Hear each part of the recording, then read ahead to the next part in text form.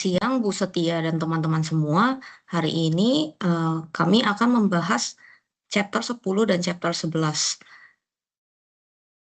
Sebelumnya perkenalkan, nama saya Jennifer Christina dan ada teman saya Dina Halim, Sevianti Bun, dan Ayori Dite. Pertama kita akan membahas tentang chapter 10 yang berjudul Leading the Team.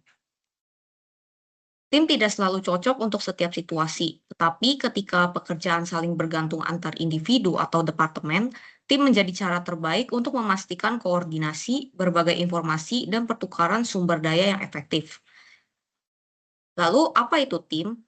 Tim itu adalah satuan yang terdiri dari dua orang atau lebih yang saling berinteraksi dan berkoordinasi untuk mencapai tujuan bersama serta saling bertanggung jawab atas hasilnya. Tidak semua kelompok dapat disebut tim, hanya mereka yang memiliki tujuan bersama dan saling bergantung dalam mencapainya. Kerja tim menuntut anggota untuk menyingkirkan ego pribadi dan menyatukan kemampuan demi tujuan bersama. Selanjutnya, tipe tim. Tim dapat ditemukan di semua level organisasi dan berfungsi untuk memenuhi kebutuhan internal maupun menghadapi tantangan eksternal. Ada 4 jenis utama tim, yaitu yang pertama ada tim fungsional yang terdiri dari atasan dan bawahan dalam struktur hierarki vertikal. Biasanya dalam satu departemen, terus tim ini juga fokus pada tujuan spesifik sesuai fungsi departemennya. Yang kedua ada cross-departmental team. Nah, di sini tuh anggotanya berasal dari berbagai departemen untuk menangani proyek yang memerlukan berbagai perspektif dan koordinasi antar bagian. Selanjutnya yang ketiga itu ada special purpose atau project team. Tim ini dibentuk untuk menangani proyek tertentu yang penting atau kompleks dan dibubarkan setelah proyeknya selesai. Yang keempat itu ada self-direct team. Dia ini bekerja dengan pengawasan yang minimal, terus dia memiliki wewenang untuk mengambil keputusan, mengatur jadwal, dan menilai kinerja sendiri. Tim seperti ini tuh meningkatkan kepuasan kerja karena memberi rasa makna, tantangan, dan kendali terhadap pekerjaan. Secara keseluruhan, evolusi tim bergerak dari yang bersifat hierarkis menuju tim yang lebih otonom dan kolaboratif, di mana kepemimpinan dapat berpindah sesuai dan keahlian anggota. Selanjutnya, Agile Teams. Penggunaan paling maju dari tim mandiri, dan dia ini adalah ketika seluruh organisasi disusun berdasarkan tim-tim yang lincah. Konsep yang awalnya berasal dari industri perangkat lunak dan kini diterapkan di berbagai bidang lain. Ciri utama tim Agile ini tuh dia berukuran kecil, kurang lebih tuh 3-6 orang. Jadi koordinasi dan pengambilan keputusannya itu lebih cepat. Terus ciri yang kedua, dia bersifat multidisiplin. Dia tuh terdiri dari anggota dari berbagai fungsi, mau teknis maupun non-teknis, supaya bisa menyelesaikan tugas secara mandiri. Lalu yang ketiga, dia fokus pada bagian kecil dari proyek yang besar. Jadi diintegrasikan menjadi satu kesatuan. Lalu sangat dekat dengan pelanggan, baik internal maupun eksternal, dengan tujuan terus menambah nilai dan menyesuaikan produk atau layanan berdasarkan umpan balik yang cepat. Lalu yang terakhir dia mengadakan pertemuan harian yang singkat. Jadi misalnya pertemuan itu selama 15 menit untuk melaporkan progres atau adanya hambatan maupun rencana kerja berikutnya.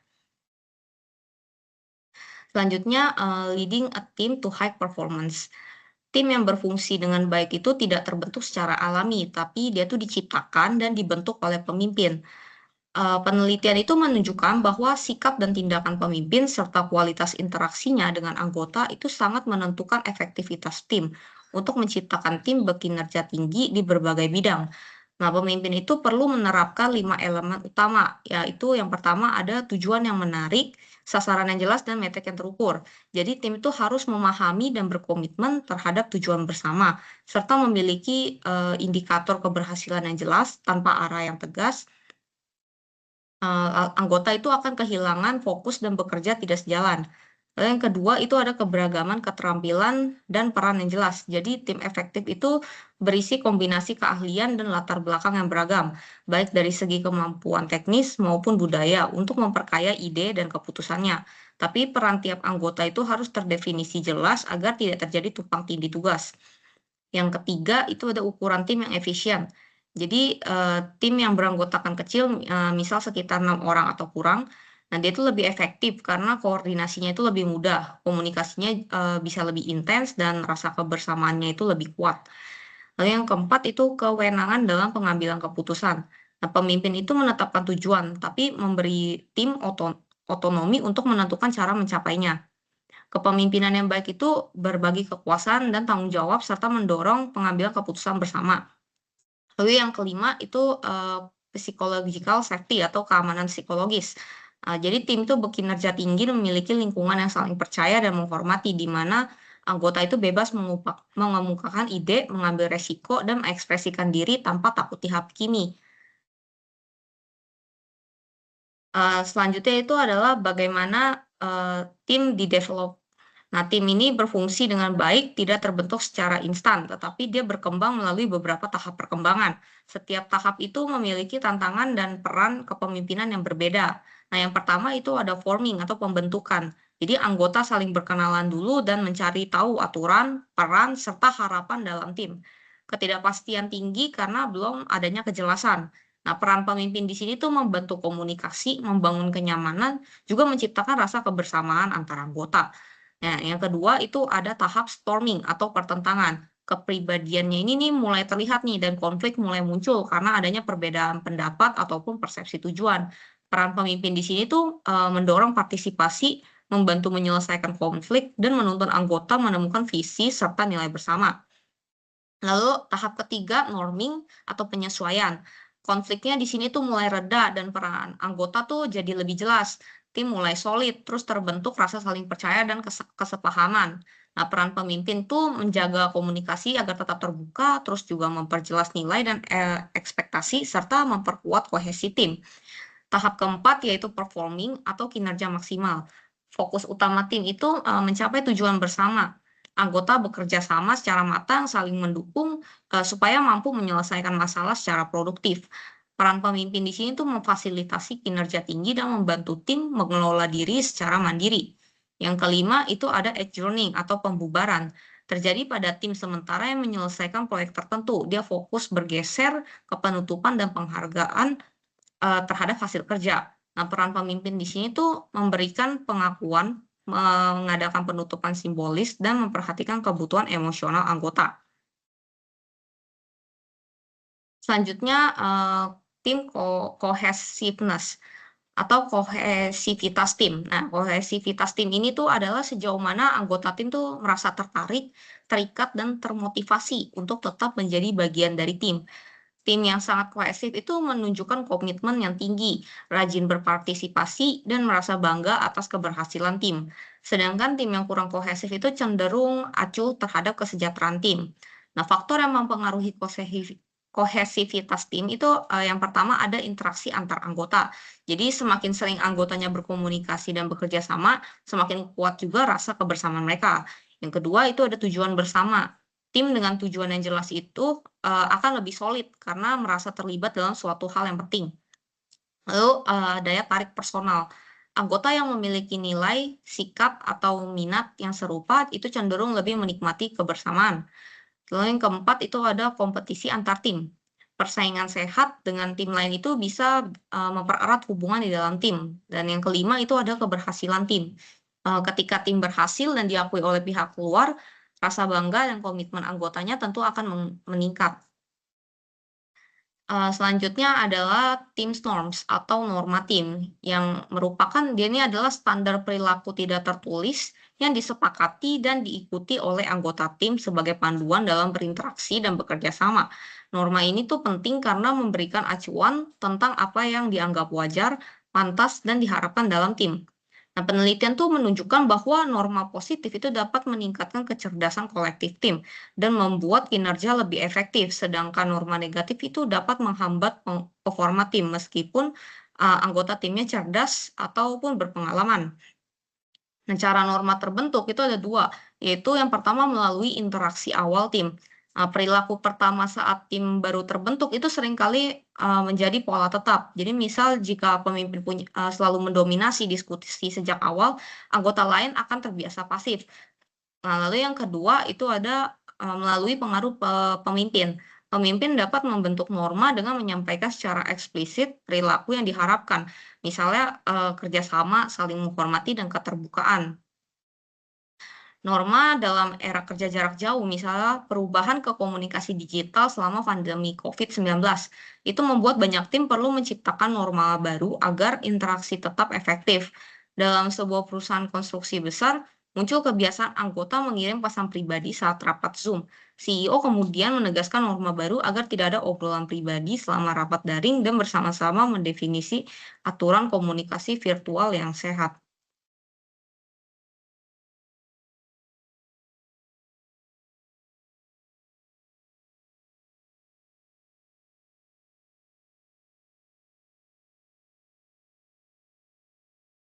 Overcoming the team member dilemma.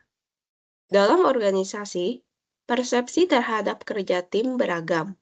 Beberapa orang menyukainya, sebagian lain menolaknya, dan banyak yang memiliki pandangan campuran. Pemimpin dapat lebih efektif jika memahami 3 alasan utama mengapa kerja tim ini menimbulkan dilema bagi tiap individu. Yang pertama, keharusan melepaskan kemandirian, yang dimana keberhasilan anggota tim ini bergantung pada keberhasilan tim, bukan hanya pada inisiatif individu. Yang kedua, harus menoleransi free riders, yang dimana yang dimaksud free riders ini adalah anggota yang mendapatkan manfaat dari tim tetapi tidak berkontribusi secara aktif. Yang ketiga, tim bisa bersifat disfungsional, yang dimana beberapa tim ini dapat gagal karena proses kerja yang buruk atau koordinasi yang tidak efektif. Untuk tim member roles, jadi keberhasilan tim ini bergantung pada keseimbangan antara perilaku text-oriented dan relationship-oriented, yang dimana untuk peran text spesialis ini, jadi anggotanya ini membantu mencapai tujuan melalui inisiasi ide, memberikan opini dan feedback, mencari informasi yang relevan, menyimpulkan gagasan, dan memberikan energi untuk mendorong tim. Contohnya, misalkan dalam tim misi penyelamatan para penambang di Samjos, Chile, beberapa anggota ini berfokus untuk pengaturan logistik dan beberapa orang lainnya ini berkomunikasi untuk keselamatan fisik dari para penambang tersebut. Nah, untuk kita akan masuk ke dalam peran sosio-emosional, di mana anggota yang menjaga kesejahteraan emosional dan harmoni sosial tim melalui memberikan dorongan dan pujian, menengahi konflik, mengurangi ketegangan, dan mengikuti kompromi untuk menjaga keharmonisan. Kita akan masuk ke leading virtual or remote teams, di mana tim virtual ini terdiri dari anggota yang tersebar secara geografis atau organisasi. Mereka memiliki tujuan yang sama dan saling terhubung melalui teknologi informasi dan komunikasi. Beberapa tim virtual ini bersifat global, di mana melibatkan anggota dari berbagai negara. Untuk karakteristik dari tim virtual ini, jadi yang pertama, jarak fisik membatasi interaksi tatap muka. Yang kedua, komunikasi digital ini menjadi sarana utama kolaborasi, misalkan melalui Microsoft Teams, email, atau video conference. Yang ketiga, tim virtual ini sering mencakup pekerja kontrak, mitra, pelanggan, atau pihak luar. Contohnya, di perusahaan Smart Balance, mereka menggunakan tim virtual yang melibatkan karyawan internal dan kontraktor untuk produksi, distribusi, dan penjualan. Setiap hari, anggota tim ini saling memperbarui informasi melalui email, pesan teks, sama melalui telepon. Nah, pendekatan ini dapat mempercepat inovasi dan memperluas bisnis sambil membangun rasa komitmen dan kesatuan dalam tim. kita akan masuk ke use of virtual or remote teams. Jadi, manfaat dari tim virtual ini apa? Jadi yang pertama, pengumpulan talenta yang cepat, di mana tim virtual ini memungkinkan organisasi untuk mengumpulkan anggota dengan kemampuan terbaik untuk proyek atau masalah tertentu. Yang kedua, efisiensi dan penghematan biaya, yang dimana IBM ini melaporkan penghematan lebih dari 50 juta dolar ini dalam biaya perjalanan dengan menggunakan tim virtual. Jadi tim virtual ini dapat meningkatkan efisiensi dan penghematan biaya. Yang ketiga, ada fleksibilitas, yang dimana untuk karyawan, sekitar 80% karyawannya ini menyatakan ingin bekerja dari rumah sebagian waktu. Jadi interaksi tatap muka ini sangat penting untuk membangun kepercayaan, kohesi, kreativitas, dan inovasi. Beberapa perusahaan seperti Google dan Prudential ini menerapkan tim hybrid yang dimana kombinasi kerja dari rumah dan kantor untuk menjaga hubungan interpersonal dan kolaborasi yang efektif. Kita akan masuk ke dalam types of teams.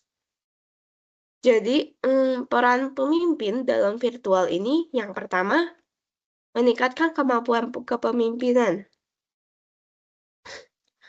yang dimana pemimpin ini harus beralih dari gaya pengawasan ke pendekatan yang lebih berorientasi pada orang, berfokus pada hasil, memberikan bimbingan, dukungan, dan pengembangan dari anggota. Yang kedua, membangun kepercayaan dan hubungan. Pemimpin harus beralih dari gaya pengawasan ke pendekatan yang lebih berorientasi pada orang. Untuk ketiga, jadi ini membentuk budaya tim dan aturan dasar, di mana pemimpin ini harus menciptakan lingkungan psikologis yang aman untuk berbagai ide, mengakui kesalahan, dan meminta bantuan. Aturan interaksi virtual ini seperti etiket komunikasi dan rotasi waktu rapat dapat membantu budaya inklusif. Untuk types of conflicts, jadi yang pertama ini ada konflik tugas, yang dimana perselisihan ini terkait dengan tujuan atau isi pekerjaan. Contohnya, di suatu bengkel ada dua kepala bengkel yang berbeda pendapat. Apakah mengganti katup mesin atau membiarkannya untuk tetap berjalan? Nah, konflik tugas ini dapat mendorong ke pengambilan keputusan dan pemecahan masalah yang lebih baik lagi. Untuk konflik hubungan, jadi adanya ketidaksesuaian personal yang menimbulkan ketegangan dan permusuhan. Contohnya, dalam sebuah perusahaan yang membuat furnitur anak-anak, seseorang anggota tim ini lebih menyukai suasana kerja yang tenang dan merasa terganggu oleh rekan yang ingin memutar musik saat bekerja. Hal ini dapat menimbulkan konflik hubungan. Balancing conflict and cooperation. Jadi konflik yang ringan ini dapat mencegah group thinking dan mendorong pengambilan keputusan yang lebih baik karena memungkinkan berbagai perspektif yang muncul. Contohnya, pria Parker ini mengatur catch match, yang dimana bagi dua arsitek ini untuk mempresentasikan ide ini berbeda tentang fokus perusahaan. Sehingga tim harus belajar untuk mengekspresikan pendapatnya secara konstruktif. Konflik yang berlebihan atau fokus pada isu personal dapat merusak produktivitas dan hubungan tim. Pemimpin yang efektif menjaga keseimbangan antara konflik dan kerjasama untuk memaksimalkan kinerja tim. kita akan masuk ke dalam cause of conflict, yang dimana persaingan atas sumber daya ini misalnya departemen penjualan ingin pengiriman yang cepat, sementara manufaktur ingin kualitas yang tinggi dan efisien. Yang kedua, fault lines. Jadi, terbentuk dari karakteristik demografis atau nilai pribadi yang berbeda, yang menyebabkan pembentukan subkelompok dan menghambat kolaborasi. Selanjutnya, jadi ini harusnya judulnya Style to Handle Conflict, yang dimana tim dan individu ini mengembangkan gaya yang berbeda dalam menangani konflik berdasarkan tingkat asertivitas anggota tim, lalu tunjukkan empati dan kemampuan mendengarkan secara aktif, lalu hargai perbedaan sebagai sumber ide dan kekuatan tim, dan yang terakhir adalah ciptakan lingkungan kerja yang inklusif, adil, dan suportif. Lalu yang berikutnya adalah definition of diversity. Jadi workforce diversity adalah keberagaman tenaga kerja dalam organisasi di mana individu memiliki perbedaan karakter, pengalaman, dan latar belakang mencakup yang pertama itu ada pendidikan dan pengalaman kerja, lalu status keluarga dan sosial ekonomi, dan yang terakhir adalah gaya hidup, gaya kerja, dan kebiasaan. Lalu yang berikutnya adalah diversity of thought. Jadi diversity of thought itu adalah keberagaman cara berpikir mencakup perbedaan ide, sudut pandang, keterampilan, dan gaya berpikir. Jadi penelitian itu menunjukkan yang pertama itu adalah tim dengan keberagaman tinggi menyelesaikan masalah kompleks 22,5 menit, sedangkan tim homogen itu menyelesaikan masalah dalam waktu 60 menit. Lalu yang kedua adalah keberagaman pemikiran lebih mudah muncul di tim heterogen, yaitu tim yang beragam ras, gender, usia, budaya, dan gaya hidup. Jadi keuntungan utama dari diversity of thought ini adalah yang pertama lebih kreatif dan inovatif, lalu yang kedua pemecahan masalah lebih cepat dan berkualitas, dan yang ketiga adalah mengurangi duplikasi kerja seperti efisiensi meningkat. Lalu temuan penelitian dari diversity of thought ini adalah yang pertama, perusahaan paling inovatif memiliki lebih banyak perempuan dan karyawan non-white. Lalu yang kedua, tim beragam gender membuat keputusan lebih baik sebanyak 73%. Lalu yang ketiga, tim paling beragam 87% dari waktu. Dan terakhir, tim beragam membuat keputusan 2 kali lebih cepat dibanding dengan tim homogen. Dan berikutnya adalah changing attitudes toward diversity. Jadi perubahan sosial itu mencakup seperti Black Lives Matter, MeToo, dan advokasi LGBTQ+. Lalu ada penghapusan simbol perbudakan dan nama bernuansa rasis. Lalu ada United jadi hari libur federal Amerika. Lalu Oscar terapkan standar keberagaman dan pelatihan bias. Dan film Parasit menandai representasi global. Lalu perubahan demografis dan globalisasi yang terjadi adalah sebanyak 28,4 juta pekerja asing di Amerika Serikat. Lalu ada pekerja non-West naik menjadi 23% pada tahun 2024 dan perempuan mayoritas di angkatan kerja. Dan berikutnya ada the value of organizational diversity. Jadi keberagaman meningkatkan kreativitas, inovasi, dan kinerja organisasi. Contohnya Reckitt Benckiser tumbuh pesat berkat kepemimpinan beragam dan meningkatnya representasi perempuan. Lalu yang berikutnya adalah manfaat utama keberagaman. Yang pertama itu pemanfaatan talenta lebih optimal, menarik dan mempertahankan karyawan terbaik. Lalu yang kedua adalah pemahaman pasar lebih luas, mencerminkan kebutuhan konsumen lebih beragam. Lalu yang ketiga adalah kualitas keputusan meningkat, ide lebih kreatif dan solusi lebih akurat. Lalu yang keempat ada kinerja tim lebih baik, perspektif berbeda mendorong inovasi, dan yang terakhir adalah mengurangi biaya organisasi, turnover dan absensi lebih rendah, serta risiko hukum menurun.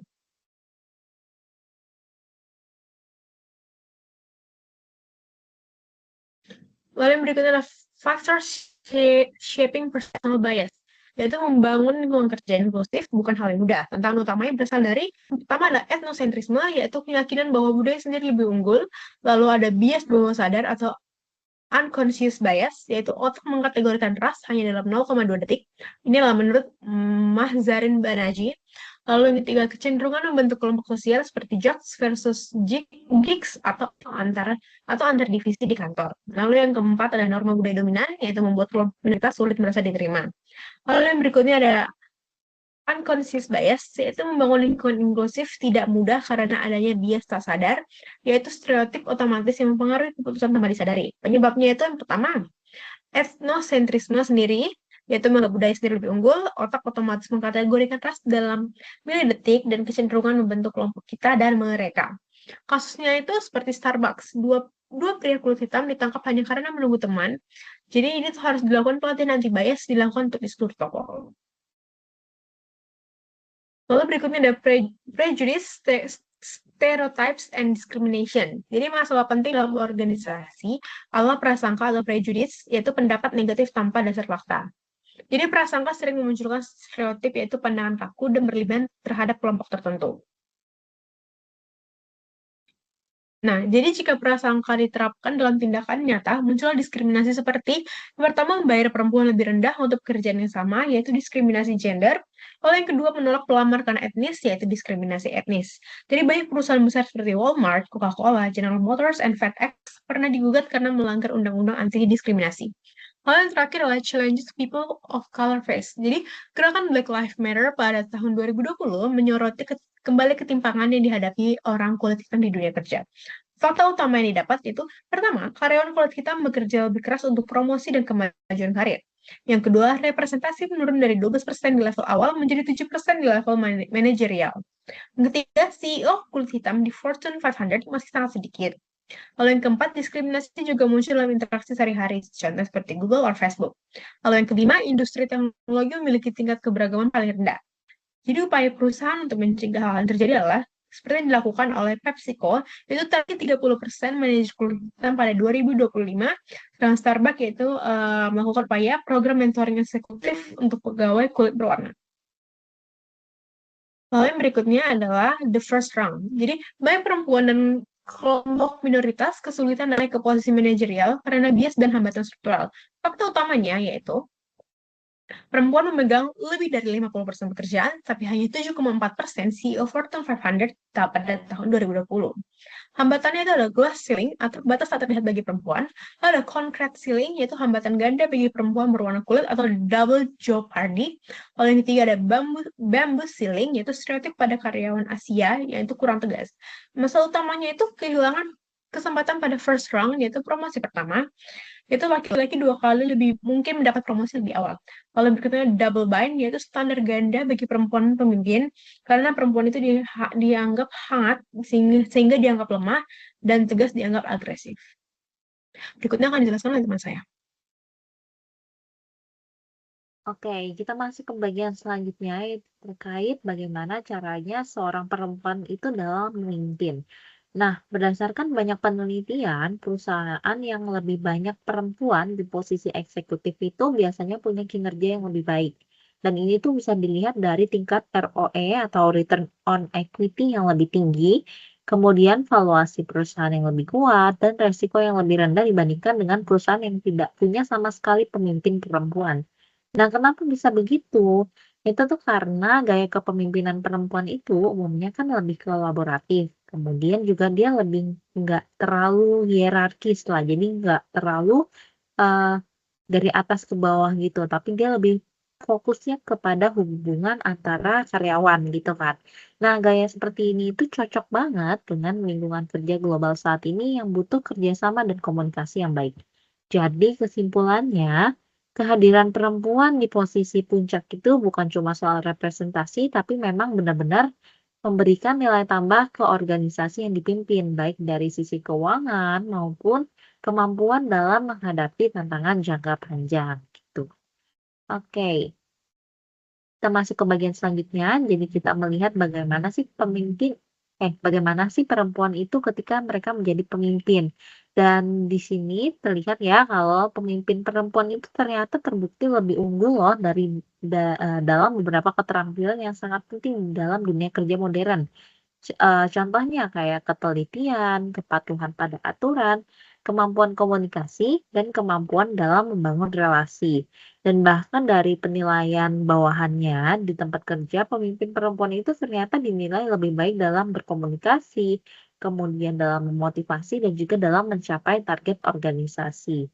Dan kalau kita lihat dari sisi kepemimpinan transformasional gitu ya, nah perempuan itu cenderung lebih kuat di 4 aspek penting.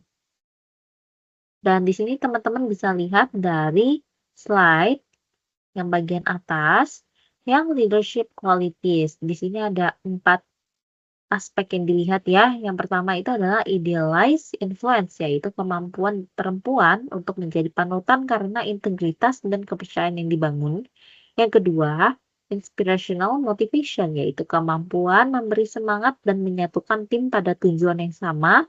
Yang ketiga, itu individual consideration, yaitu memperhatikan kebutuhan dan perkembangan setiap individu di dalam tim. Kemudian yang terakhir yaitu intellectual stimulation, yaitu mendorong tim untuk berpikir kritis dan memunculkan ide-ide baru. Gitu. Jadi artinya pemimpin perempuan itu ternyata punya karakter dan gaya kepemimpinan yang sangat relevan sekali untuk organisasi yang ingin cepat beradaptasi dan juga terus berkembang. Oke, kita lanjut ke bagian selanjutnya. Di sini kita mau membahas nih perbedaan gaya kepemimpinan antara laki-laki dan perempuan. Dan kita juga mau menentukan apakah gaya kepemimpinan itu berdasarkan gender gitu. Dan secara umum, memang perempuan itu lebih sering dikaitkan dengan kualitas komunal, di mana kualitas komunal itu contohnya kayak empati dan juga kepedulian gitu ya. Sementara kalau laki-laki itu lebih sering diasosiasikan dengan sifat agentik, yaitu kayak tegas dan juga kompetitif. Tapi perlu diingat kalau kualitas-kualitas ini tuh cuma kecenderungan rata-rata aja dan bukan aturan yang kaku. Jadi kayak bukan perempuan itu pasti komunal itu enggak. Iya. Nah, di sini kita lihat lagi gaya kepemimpinan tradisional versus interactive leadership, di mana gaya kepemimpinan tradisional itu biasanya digambarkan sebagai gaya yang identik dengan laki-laki. Contohnya mengambil kendali, terus mereka itu sangat rasional, kompetitif, individualis, dan cenderung hierarkis. Tapi sebaliknya banyak pemimpin perempuan itu lebih menunjukkan gaya yang lebih kolaboratif, di mana mereka itu membangun hubungan, mengajak partisipasi, dan juga lebih inklusif. Dan gaya yang dilakukan oleh pemimpin perempuan ini kita sebut sebagai interactive leadership. Dan di mana di dalam interactive leadership ini pemimpin itu nggak cuma memerintah, tapi juga membangun hubungan personal, kemudian berbagi kekuasaan dan informasi, memberdayakan karyawan, dan juga membuat orang itu lebih merasa dihargai. Tapi memang dulu itu interactive leadership itu dianggapnya kurang efektif ya, kurang kuat. Tapi di zaman sekarang ini justru interactive leadership itu semakin penting di lingkungan kerja yang semakin beragam dan juga terdesentralisasi. Nah, di sini juga perlu diingat kalau interactive leadership itu bukan cuma untuk perempuan saja, sama ya kayak tadi yang kualitas itu, tapi interactive leadership itu bisa untuk kedua gender, bisa untuk pemimpin laki-laki dan juga bisa untuk pemimpin perempuan. Dan seharusnya mereka itu memang mempelajari keterampilan seperti empati, mendengarkan, membaca bahasa nonverbal, serta bekerja sama dan berkolaborasi. Gitu ya. Oke, kita lanjut ke bagian selanjutnya. Nah, di sini kita akan membahas 5 tahap untuk menjadi inclusive leader, di mana tahapan-tahapan ini membantu kita dalam memahami bagaimana seorang pemimpin itu belajar peka terhadap perbedaan budaya, nilai, dan cara kerja. Gitu ya, kita bahas dari tahap yang pertama yaitu defense, di mana di tahap ini perbedaan itu dianggap sebagai ancaman, di mana stereotip itu masih kuat, kemudian prasangka-prasangka buruk itu masih muncul, dan juga keberhasilan itu biasanya hanya diukur dari kayak asalkan memenuhi aturan itu udah dianggap berhasil gitu. Nah, kita lanjut ke bagian yang kedua yaitu minimizing difference. Minimizing difference, jadi kita di bagian ini kita mulai kita mulai mengecilkan perbedaan dan kita lebih menekankan persamaan. Dan di sini banyak banget unconscious bias yang akan muncul dan juga tantangan untuk kelompok yang terrepresentasi itu sering tidak terlihat. Contohnya muncul yang namanya microaggressions. Microaggressions itu contohnya itu kayak kalau misalnya kita di Indonesia, kita melihat orang Amerika berlibur ke Indonesia dan ternyata orang Amerika ini fasih dalam berbahasa Indonesia. Terus kita memuji orang Amerika ini karena bahasa Indonesianya bagus dan itu yang namanya microaggression. Contoh kecilnya seperti itu gitu ya.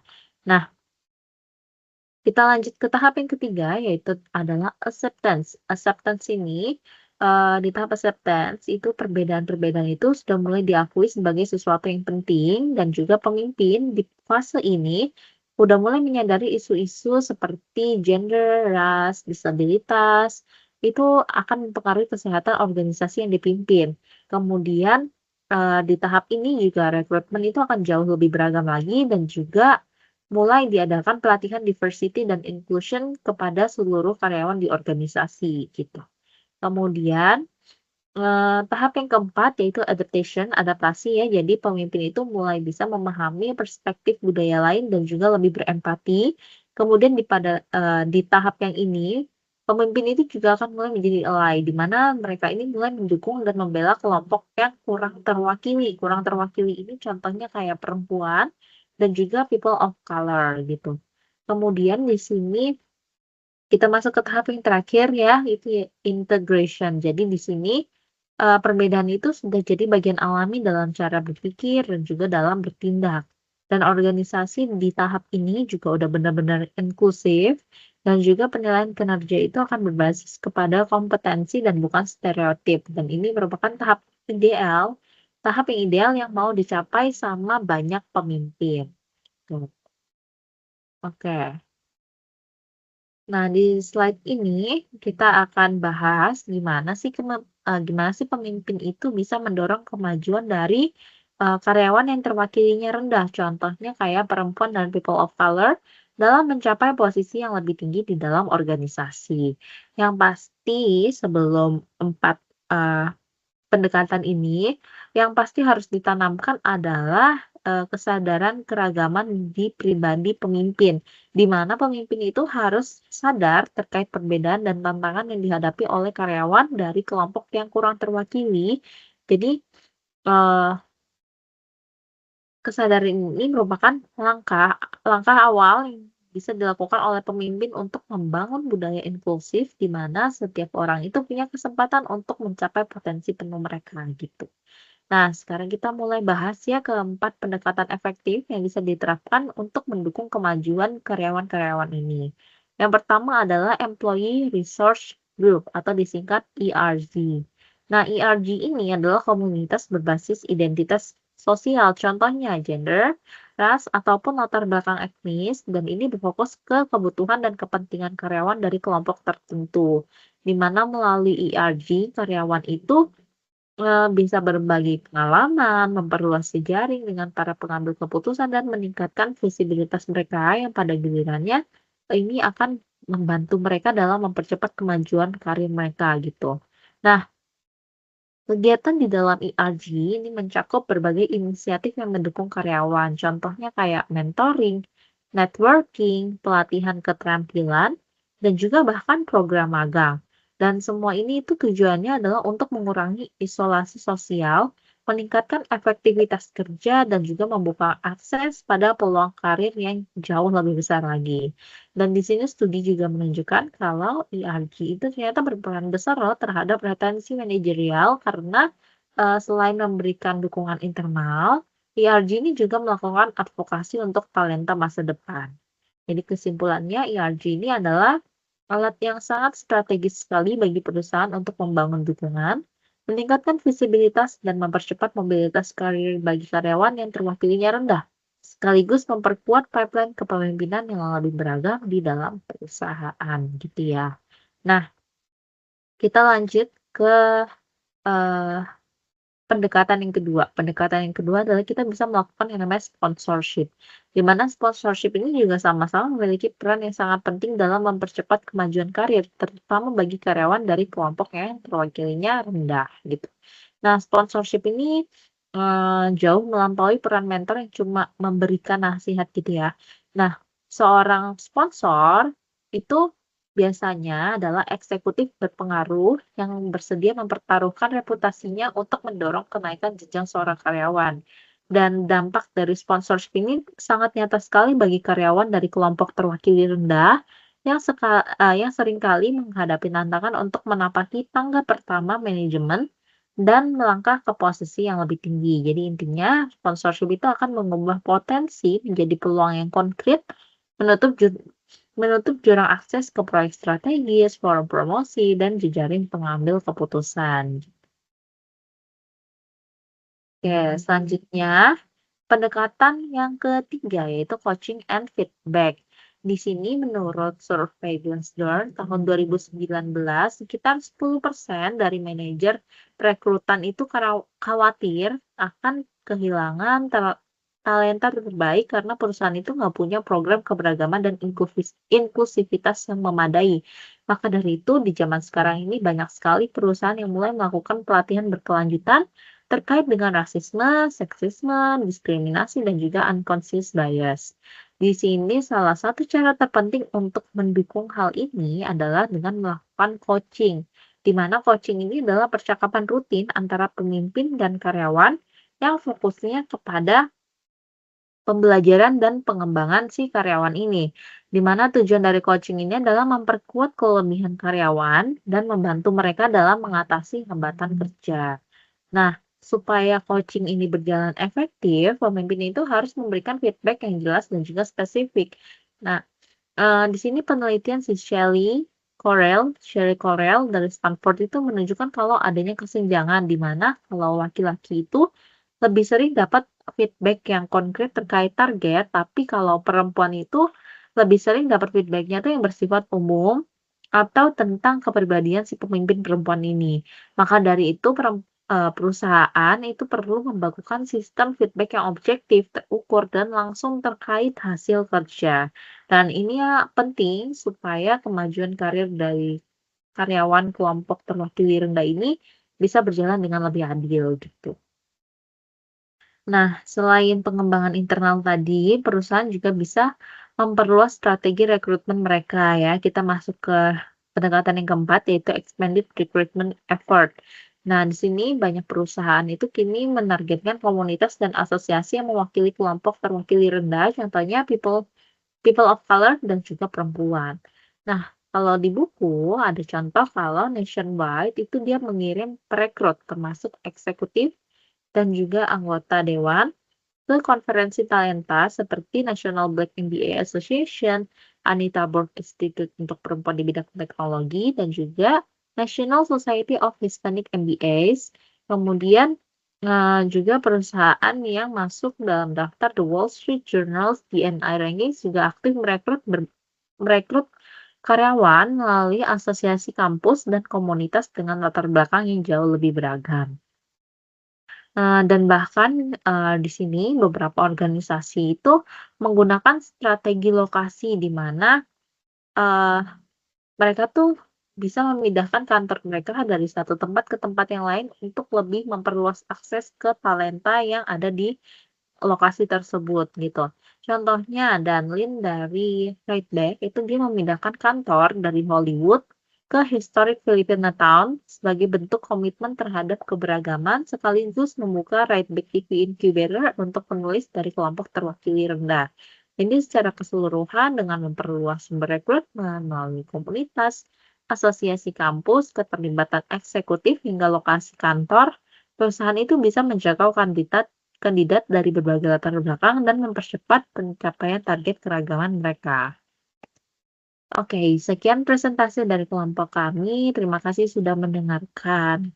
Dan semoga memberikan insight yang baru kepada teman-teman yang menonton video ini. Thank you.